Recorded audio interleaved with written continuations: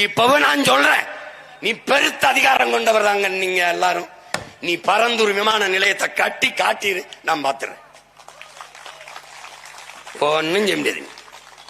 இந்த பேசிக்கிட்டே வேணா இருக்கலாம். மறுபடியும் ஒரு நாள் வந்து பரந்தூர் விமான நிலையத்தை கைவிட்டு விட்டோம், இத பேசுற நிலைமையை நான் உருவாக்குறேன் இல்லையான்பாரு. பரந்தூரில் புதிய விமானம் நிலையம் அமைக்க மேற்கொண்ட நடவடிக்கைகள் இந்த அரசால் கைவிடப்படும். இருக்கிற மீனம்பாக்கம் ஏர்போர்ட்ல பறக்க பிளைட் கிடையாது, ஒரு வானூர்தி கிடையாது. ஒரே ஒரு இண்டிகோ வச்சு ஒப்பேத்திக்கிட்டு இருக்க. ஒரே ஒரு இண்டிகோ. காலையில திருச்சிக்கு போனீங்கன்னா அடுத்த நாள் ராத்திரிக்கு வண்டியில அடுத்த நாள் காலையில தான் வர முடியும். No flight. அப்புறம் என்ன இதுக்கு 5000 ஏக்கர்ல ஏர்போர்ட்?